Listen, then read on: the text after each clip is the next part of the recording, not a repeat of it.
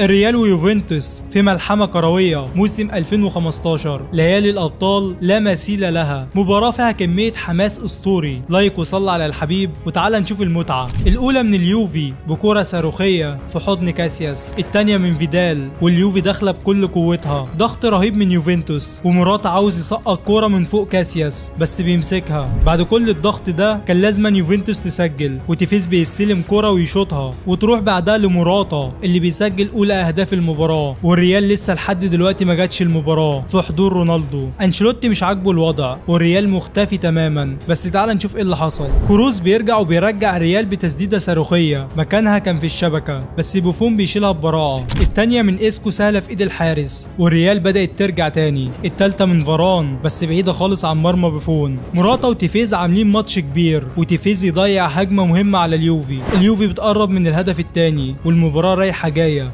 رونالدو اخيرا بيظهر بكرة خطيرة يسرق بيها المدافعين بس بيلعبها جنب القائم. التانية من رونالدو ما كانش ينفع تضيع، وجيمس رودريجوز بيلعب واحدة مقشرة قدام الجول على راس كريستيانو رونالدو، وبيسجل هدف التعادل في مرمى اليوفي علشان يبقى مسجل رونالدو في 11 مباراة 9 اهداف. والمباراة ولعت على ملعب السيدة العجوز ملعب اليوفي، والتعادل 1-1 في ملحمة كروية بين الريال واليوفي. رد فعل يوفنتوس كان قوي، وماركيزيو بيحط صاروخ جنب القائم الشمال، بس مارسيلو واسكو بيعملوا عظمه وكوره عرضيه بالمقاس لجيمس رودريجوز اللي مش بيضيع مجرد هدف، ده بيضيع نهائي ناري كنا هنشوفه بين برشلونه والريال. لان الهدف ده لو كان جه كانت اليوفي هتبقى محتاجه تسجل هدفين علشان قاعده الهدف بهدفين، والهدف الضيع ده كان نقطه تحول كبيره في المباراه. تيفيز بيرجع وبيحط تسديده تانية قويه بس في ايد كاسياس. بعدها تيفيز بيروح بهجمه مرتده هو ومراتا، وبيجيب تيفيز منها ضربه جزاء بعد ما لبس كارفخال فيها، وبيخش ليها تيفيز اللي بيرزع كرة في نص الجول، كرة لا تصد ولا ترد.